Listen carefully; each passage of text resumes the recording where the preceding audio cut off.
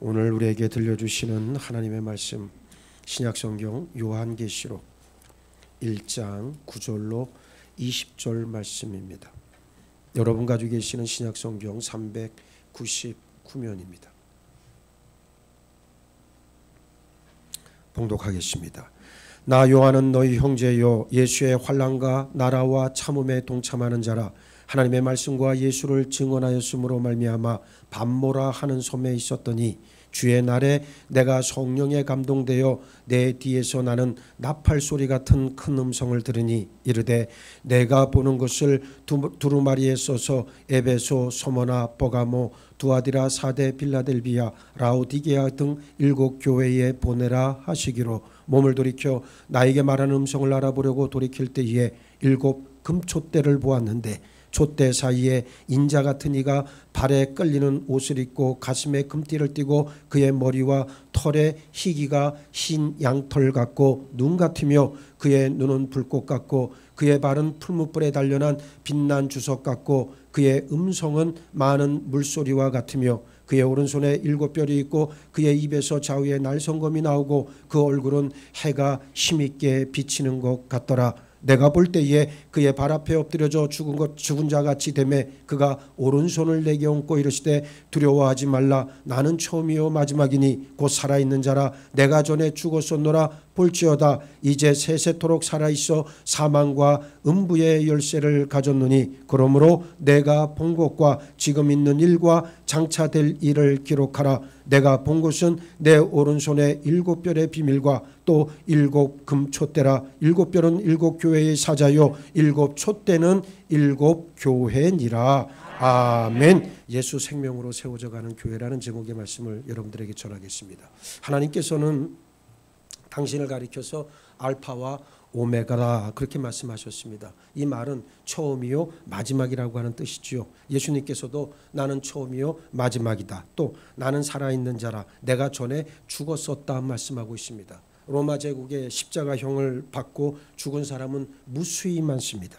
우리 주 예수님은 십자가에서 죽으신 뒤 약속대로 사흘 만에 부활했습니다. 그래서 나는 살아있는 자라 내가 전에 죽었었다 말씀하고 있습니다. 데살로니가전서 4장 14절 말씀대로 만일 우리가 예수께서 죽으셨다가 다시 살아나심을 믿으면 우리 또한 예수님과 함께 죽고 예수님과 함께 산 존재들입니다. 오늘 본문을 통해 우리 주 예수님을 더 가까이 대면하고 우리에게 주어진 살아있는 믿음이 더욱 강성해지기를 축복합니다. 먼저 하나님은 요한을 통해 7 교회에 말씀하십니다. 9절에서 나 요한은 너희 형제요 예수의 환난과 나라와 참음에 동참하는 자라. 하나님의 말씀과 예수를 증언하였으므로 말미암아 밤모라 하는 섬에 있었더니 그랬습니다. 먼저 9절에서 요한은 간략하게 자신의 현재 상태를 소개하고 있어요. 첫 번째, 나 요한은, 이 사람의 이름은 요한입니다. 예수님께서 사랑하셨던 사도 요한을 말해요.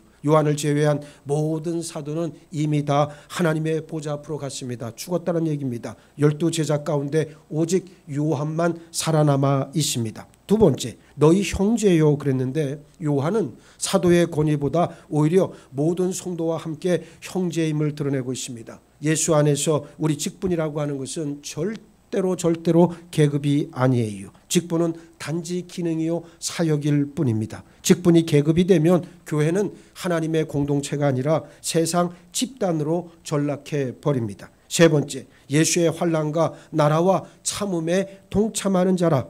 요한과 우리는 한 형제일 뿐만 아니라 친구고 예수 안에 있는 모든 지체는 이 세 가지에 동참하는데 예수의 환난, 하나님의 나라 그리고 인내입니다. 십자가를 지신 예수님은 우리를 향해 십자가를 지고 나를 따라오라 말씀하셨습니다. 우리가 지는 십자가는 예수님의 십자가도 아니요 다른 사람의 십자가도 아닌 우리 자신에게 주어진 나만의 십자가예요. 십자가는 영광이면서 환난임을 기억해야 합니다. 어떤 사람은 십자가를 바라보며 오직 영광만을 떠올리는데 천만의 말씀입니다. 그건 착각이에요. 대단한 착각입니다. 십자가를 통해 우리는 환난을 통과하여 하나님의 영광에 들어가는 거예요.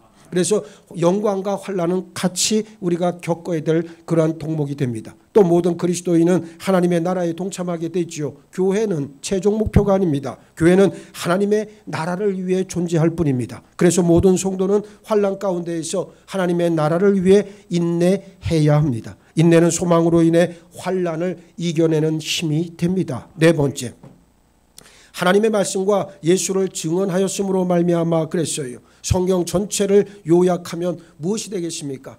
성경을 한마디로 요약하자면, 제가 성경을 많이 읽어본 결과 성경을 한마디로 요약하면 하나님을 경외하랍니다. 하나님을 경외하라. 한번 따라해 봅시다. 하나님을 경외하라. 하나님을 경외하라. 나를 내세우지 말라는 얘기예요. 자아를 십자가에 빨리 못 박으라는 얘기예요.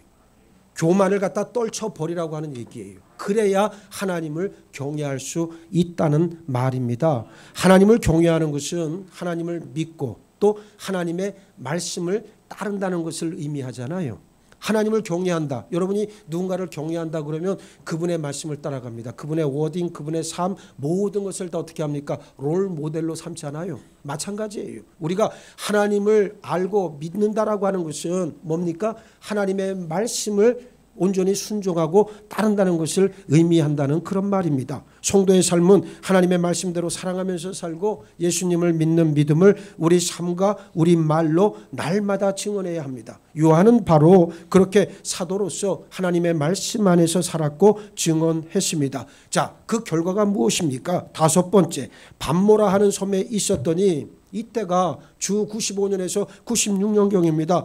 로마 제국의 황제였던 도미티아누스, 도미티안이라고도 말을 하는데 영어로는 이 도미티아누스가 가한 핍박과 박해로 인해서 사도 요한은 오늘날 터키 반도 서쪽에 있는 밤모라고 하는 섬에 유배되었습니다. 사도 바울은 디모데에게 보낸 마지막 편지에서 무릇 그리스도 예수 안에서 경건하게 살고자 하는 자는 박해를 받으리라 그랬어요. 군인은 전쟁이 없어도 어떻게 해야 됩니까? 늘 훈련을 해야 하는데 훈련 때 흘린 땀방울이 전투에서 피를 흘리지 않게 하듯 성도도 마찬가지 늘 깨어서 굳건한 믿음의 자리를 지켜나가야 합니다. 10절에 보면 요한은 밤모라는 유배지에서도 주일을 기억해 예배합니다. 초대교회 성도들은 주일 아침에 일찍 예수님을 예배하고요. 또 주일 저녁에는 다 함께 모여서 성찬을 나누면서 예수님을 예배했습니다. 그래서 교회는 원래 주일날 우리나라에 처음에 복음이 들어왔을 때 불과 한 20여 년 전만 해도 그랬잖아요.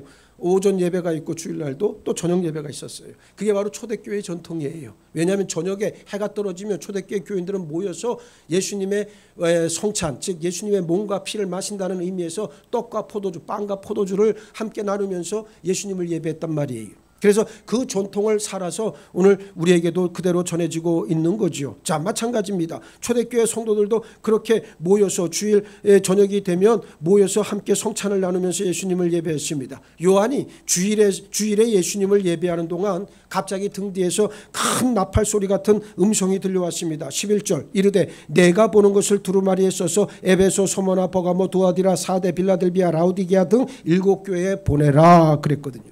내가 보는 것을 써서 7교회에 보내라는 말입니다. 예수님은 이 7교회에 지금 하실 말씀이 있는 거예요. 그런데 이 말씀을 사도 요한을 통해서 주셨어요. 이로써 우리는 사도 요한이 밤모섬에 유배되기 전에 이 7교회를 중심으로 사역했음을 알 수 있습니다. 이 7교회는 밤모섬에 유배된 사도 요한을 위해 기도하고 환난과 박해를 견뎌내고 있었어요. 예수님이 사도 요한을 통해 7교회에 주시는 말씀은 단지 그 시대의 그 7교회에만 주시는 말씀이 아니고 모든 시대 모든 교회에 주시는 말씀입니다. 둘째, 촛대 사이에 인자 같은 이가 그랬어요. 이는 오직 예수님만이 우리의 구세주가 되심을 다시 한번 강조하는 말씀입니다. 요한은 예수님의 말씀을 들은 후에 자기가 본 예수님, 자기에게 보여주신 예수님의 모습을 12절로 16절에서 자세하게 묘사하고 있습니다. 먼저 예수님이 계신 곳에 7금 촛대가 있습니다. 메노라라고 불리죠. 이 7금 촛대. 여러분들 가끔 보면 유대교 상징이나 이스라엘의 역사 이와 관련된 책들을 보면 그 표지에 요 메노라가 항상 나와 있는 경우들이 있어요. 이 촛대는 하나의 촛대에 가지가 몇 개가 나와요. 좌우에 3개씩이니까 그리고 가운데 하나가 있으니까 이게 7개입니다. 왜 7입니까? 성경에서 7이라고 하는 숫자가 완전함과 거룩함을 의미하기 때문에 요 가지도 7개가 나와 있어요. 하나님은 요새 동안 세상을 창조하시고 7째 되는 날에 쉬셨어요. 예수님께서 20절에서 금촛대를 뭐라고 말씀하십니까? 7교회라고 말씀하십니다. 예수님의 7촛대 사이에 계신다는 것은 예수님의 관심이 바로 교회에 있다는 뜻이고, 교회에 누가 계시다는 말입니까? 예수님께서 계시다는 의미입니다. 교회는 건물이 아니라 예수님을 믿는 사람들의 거룩한 모임이요, 예수님은 그 가운데 함께 계십니다. 두 번째, 촛대 사이에 인자 같은 이가 계십니다. 요한계시록에서 예수님은 주로 죽임당한 어린 양으로 묘사됩니다. 그러나 여기서 우리 예수님은 인자 같은 이, 즉 사람의 형상이에요. 이 모습이 지금 하늘에 계시는 우리 예수님의 모습입니다. 성부 하나님은 영이시고 성령도 영이세요. 그러나 성자 예수 그리스도는 영인 동시에 사람의 형상을 취하고 계십니다. 왜요? 우리에게 부활의 첫 열매로 나타내 보이셨고, 또 우리를 향해 부활로 나오게 하시기 위해서 지금 인자 같은 형상으로 계시는 모습입니다. 세 번째, 발에 끌리는 옷을 입고 계신다 그랬습니다. 이것은 당시에 유대인들의, 이스라엘 사람들의 전형적인 복장 양식입니다. 네 번째, 가슴에 금띠를 띠고 계십니다. 허리띠가 가죽끈이나 끈이 아니라 금입니다. 예수님의 존귀하심을 드러내지요. 다섯 번째, 예수님의 머리와 털의 희기가 흰 양털 같고 눈 같다 그랬습니다. 예수님의 순결하고 성결하신 모습을 잘 보여주고 있죠. 여섯 번째, 예수님의 눈은 불꽃 같다 그랬습니다. 예수님의 눈에서 나오는 광채가 불꽃 같다는 말씀입니다. 그 광채로 인해서 이 세상 그 누구도 예수님 앞에서 드러나지 않을 것이 없습니다. 일곱 번째, 예수님의 발은 풀무불에 단련한 빛난 주석 같다 그랬습니다. 예수님은 발까지 끌리는 옷을 입고 계셨지만 요한은 예수님의 발을 볼 수 있었어요. 예수님의 발은 당금질한 새처럼 강하고 빛나고 단단했습니다. 예수님의 강인하신 모습을 드러내고 있어요. 여덟 번째, 예수님의 음성은 많은 물소리와 같습니다. 거대한 폭포에서 나는 소리는 주변을 압도하죠. 저기 남미에 가면 브라질, 아르헨티나, 파라과이 그 세 나라의 접경 지역에 이과수 폭포라고 하는 세계적인 폭포가 있어요. 그걸 가보니까 그냥 사람이 넘어져요. 그 자연의 풍경에 그냥 압도가 돼요. 그 물소리가 얼마나 크냐면 옆에서 인수권 선생님하고 나하고 대화를 못 나눠. 그 정도로 물소리가 커. 그리고 앞이 얼마나, 그걸 뭐라 그래요? 그 물 수증기, 그걸 뭐라 그러나? 물안개? 물안개 노래 가사인데. 이 뭔가 이 그 수증기 같은 게 그냥 쫙 퍼져가지고 거기를 폭포 주위를 갔다 오면 온 몸이 다 젖어요. 예. 그 정도로 어마어마한 아주 장엄한 모습입니다. 그냥 그 자체로 그냥 압도가 되죠. 그 물소리가 어떻게 이루 표현할 수가 없어요. 엄청난 소리, 많은 물소리가 주변을 압도하듯이 그 장엄함이라고 하는 것은 사람으로 하여금 참 인간이란 존재가 별거 아니구나. 누구든지 이과수 폭포에 딱 가보면 야, 사람이란 별거 아니구나. 누구나 다 느낄 겁니다. 그 정도로 엄청난 그 경외감을 불러일으키죠. 예수님의 음성은 때로는 이렇게 많은 물소리처럼 우리에게 다가오기도 하고, 또 때론 세미한 음성으로 다가옵니다. 호렙산에서 엘리야에게 나타나신 하나님은 어떻게 세미한 소리로 말씀하셨잖아요. 우리에게 들리는 예수님의 음성이 어떠하든지 우리는 그 음성을 구분해 온전히 순종해야 할 줄 믿습니다. 아홉 번째, 예수님의 오른손에는 무엇이 있다 그랬습니까? 7별이 있다 그랬습니다. 20절에 보면 7별은 7교회의 사자를 말합니다. 교회가 이 땅에 있고 그 교회를 섬기는 사자가 있어요. 예수님은 7촛대인 교회 사이에 계시고 동시에 7별인 교회의 사자를 붙들고 계십니다. 예수님께서 세우신 주의 종과 우리를 이렇게 붙들고 계심을 우리는 다시 한번 두렵고 떨림으로 깨달을 수 있습니다. 열 번째, 예수님의 입에서 좌우에 날선 칼이 나옵니다. 예수님의 입에서 나오는 좌우의 날선 칼은 예수님의 말씀입니다. 히브리서 4장 12절에 하나님의 말씀은 살아있고 활력이 있어 좌우의 날선 어떤 것보다도 예리하여 혼과 영과 및 관절과 고수를 찔러 죽이기까지 하며 또 마음의 생각과 뜻을 판단하나니 그랬습니다. 우리가 예수님을 만난다는 것은 결국 무엇을 의미합니까? 말씀을 만난다는 얘기예요. 예. 예수님의 말씀이 우리 마음과 생각과 뜻을 판단하실 때 우리 마음과 태도가 예수님께서 기뻐하시는 모습으로 다듬어진다는 사실을 믿음으로 인정하시길 바랍니다. 사람이 왜 안 바뀝니까? 말씀이 없으니까 안 바뀌는 거예요. 아무리 여러분들이 예배 자리에 나와서 교회에 나와서 예배를 드릴 때는 거룩해지니까 그 예배 시간에 나오면 마음도 새롭게 하고 새롭고 또 한번 이렇게 결단을 해보고 그러잖아요. 근데 교회 문 밖을 탁 나서면 다 그 생각이 어떻게 됩니까? 싹 빠져나가죠. 왜 빠져나갑니까? 말씀이 있을 때는 절대 안 빠져나가요. 근데 말씀이 없어질 때에는 자꾸만 빠져나가. 그래서 교회 와서는 뭐 열심히 하겠습니다. 돌아서서 안 되는 사람 100이면 100 전부 다 내가 알고 있는데 말씀이 없는 사람들이요. 그래서 말씀이 중요한 거예요. 예? 여러분들이 기도를 해도 말씀에 근거해야 되고요. 여러분들이 헌신을 해도 말씀에 근거해야 됩니다. 교회의 모든 일이라고 하는 것, 믿음의 모든 일이라고 하는 것은 말씀에 근거해야 열매를 맺게 됩니다. 그래서 제가 여러분들에게 강조하는 거예요. 말씀을 읽어라. 자꾸만 읽어라. 말씀을 붙잡아라. 말씀을 들어라. 여러분 왜 완고한 자, 교만한 자가 안 바뀝니까? 간단하지요. 왜? 말씀이 없으니까. 말씀이 없다는 얘기는 예수가 없다는 말이고 예수가 없다는 말은 하나님이 없다는 말이요. 왜 그 말을 못 알아듣습니까? 그러니 말씀이 없다는 말이 얼마나 심각한 진단인 것을 아셔야 되는 거예요. 그래서 여러분들이 말씀을 자꾸만 담으면 되는 거예요. 왜 교회 학교에서 선생님들이 어린아이들에게 자꾸 말씀을 심어줍니까? 말씀이 심겨져야 예수님을 만나니까. 그래서 말씀 교육이 제일 중요한 거예요. 어려서부터 말씀을 자꾸. 오늘 부모들이, 젊은 부모들이 정말 회개하고 깨달아야 돼요. 자기 자식이 예쁘다고 맨날 물고 쭈쭈 빨 것이 아니라 어떻게 됩니까? 말씀 양육을 해야 돼. 그만큼 말씀이 중요하다는 걸 여러분들에게 이야기하는 거예요. 그래서 말씀이 여러분들의 삶을 이끌어갈 수 있도록 그렇게 해야 된다는 것을 꼭 기억하시길 바랍니다. 자, 11번째. 예수님의 얼굴은 힘있게 해가 비치는 것 같다 그랬습니다. 예수님은 빛을 창조하시고 하늘의 모든 광명체를 창조하신 분입니다. 이제 새하늘과 새 땅에는 해나 달, 별이 필요 없습니다. 왜 그렇습니까? 예수님이 빛이시기 때문에 그러한 것들이 필요 없습니다. 모든 생명체가 태양을 통해서 에너지를 받듯이 우리 예수님의 얼굴을 통해서 우리도 힘을 공급받습니다. 우리가 예배하고 찬양하고 기도할 때 우리 예수님으로부터 은혜가 임해서 우리는 살 수 있게 됩니다. 구약의 제사장은 민수기 6장 24절로 26절에서 여호와는 내게 복을 주시고 너를 지키시기를 원하며 여호와는 그의 얼굴을 내게 비추사 은혜 베푸시기를 원하며 여호와는 그 얼굴을 내게로 향하여 드사 평강 주시기를 원하노라. 그렇게 날마다 축복했다 그랬거든요. 제사장의 축복의 기도예요 이게.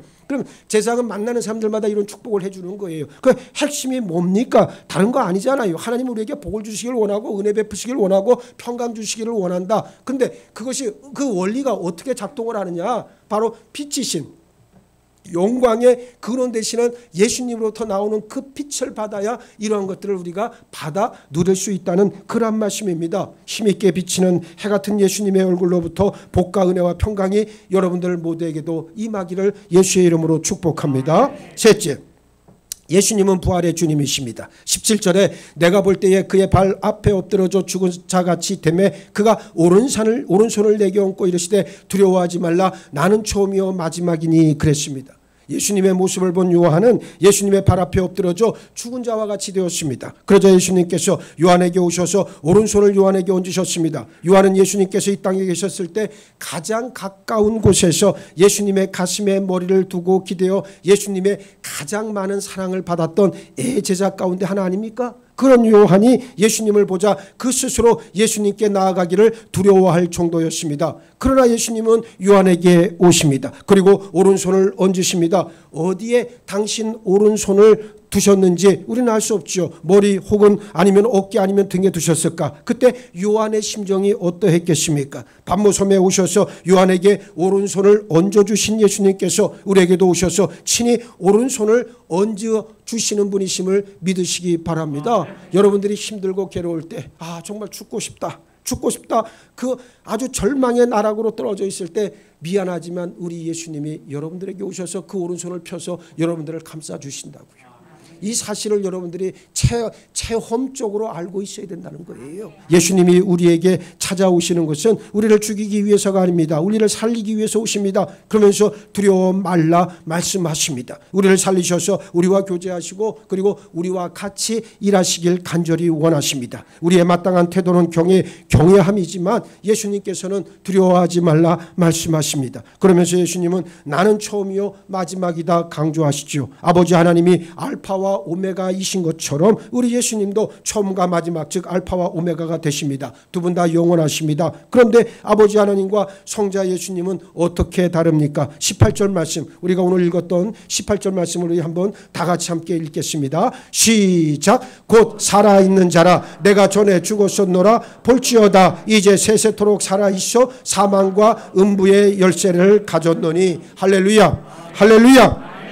곧 살아있는 자라 내가 전에 죽었었다는 말입니다. 예수님은 우리와 똑같은 사람이 되셨기 때문에 죽으실 수 있었고 장사되셨고 부활하셨습니다. 사람의 몸이 있으셨기 때문에 그 몸으로 우리를 구원하셨어요. 예수님은 사람의 영혼을 지니셨기 때문에 우리 영혼을 구원하셨습니다. 죽으시고 부활하신 우리 예수님은 사망과 음부의 열쇠 즉 죽음과 심판의 권세를 가지고 계십니다. 많은 사람들이 구원의 주님은 믿지만 심판의 주님은 말하길 불편해합니다. 그러나 분명히 알고 깨닫길 바랍니다. 우리 주 예수님은 구원의 하나님인 동시에 심판의 하나님이시기도 합니다. 우리는 하나님의 주권을 인정해야 합니다. 일부를 택하셔서 믿음을 주시고 구원에 참여토록 역사하셨고 반면 어떤 이들은 택하지 않으심으로 믿음을 주지 않고 심판에 참여토록 하십니다. 이 하나님의 주권을 시인하고 보좌 앞으로 나가기 위해서 우리는 온 정성을 다해야 합니다. 우리는 누가 택함 받았는지 몰라요. 그래서 모두에게 예수 그리스도의 복음을 전해야 합니다. 다만 분명한 것은 내가 택함 받았다는 사실이고 하나님의 자녀와 하나님의 나라 시민이 되었기 때문에 지금 여기서 예수님을 예배하고 전한다는 사실만 있을 뿐입니다. 믿음은 들음에서 나고 그 들음은 예수 그리스도의 말씀으로부터 오지만 내 입을 통해 시인하고 선포할 때 믿음은 내재화된다는 말입니다. 비로소 내 것이 된다는 말이에요. 여러분의 믿음을 말로 표현을 해야 되는데 대부분의 사람들이 그래서 하는 말을 들어보면 이 사람이 믿음이 있는지 그 사람 10년 가운데 예수 그리스도가 있는지 말씀이 살아 역사하는지 금방 알 수가 있어요. 그래서 만나면 자꾸만 딴 얘기할 게 아니라 여러분의 믿음을 가지고 얘기하면 되는 거예요. 하나님이 주신 비전과 사명 그리고 꿈이 있다면 그것을 자꾸만 여러분들이 시인하고 입 밖으로 선포해야 됩니다. 그러면 그것이 현재화되는 거예요.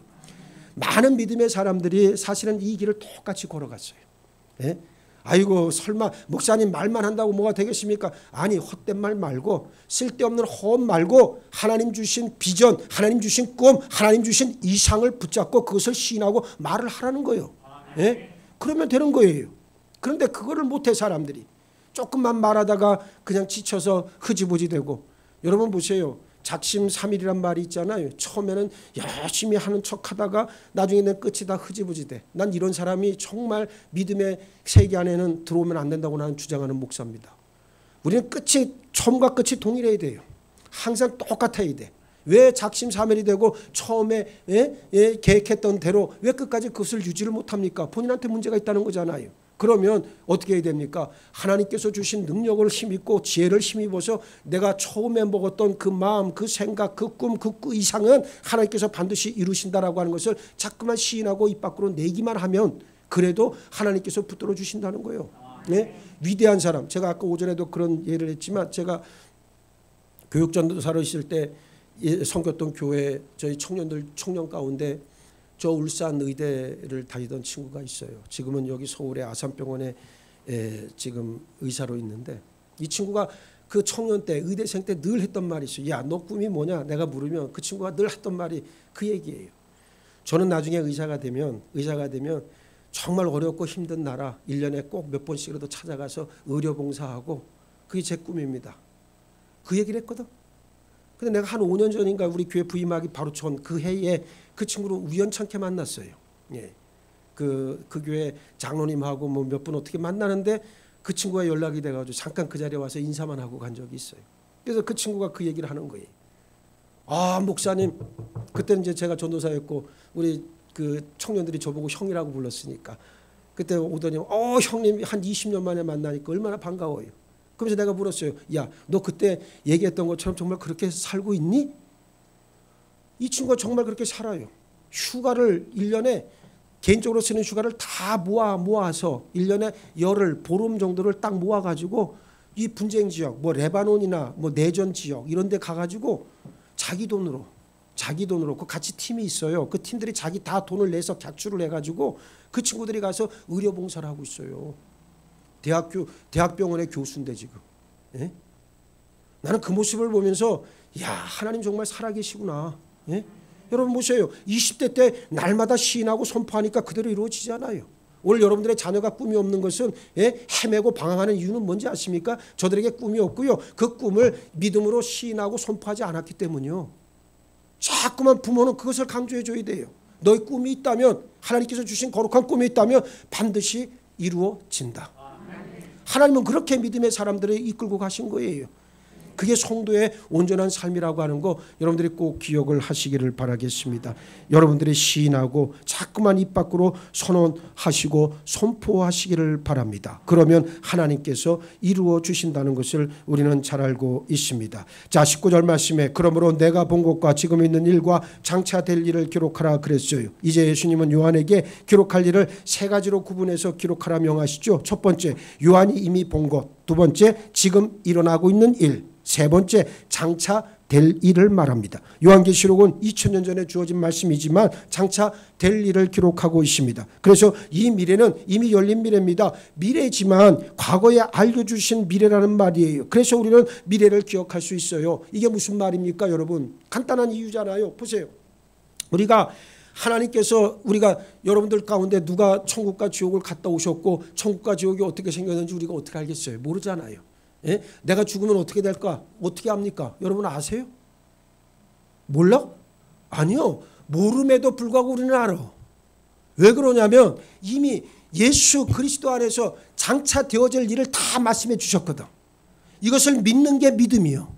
우리의 미래라고 하는 것은 이미 하나님께서 예수 그리스도를 통해서 우리에게 다 알려주셨어요. 이것을 믿는 믿음만 있다면 우리는 그 소망 가운데로 나가는 거예요. 이게 진짜 믿음이라는 거죠. 그런데 재밌는 거는 진짜 믿음이 없는 사람들은요, 죽을 때 죽음과 겨룹니다.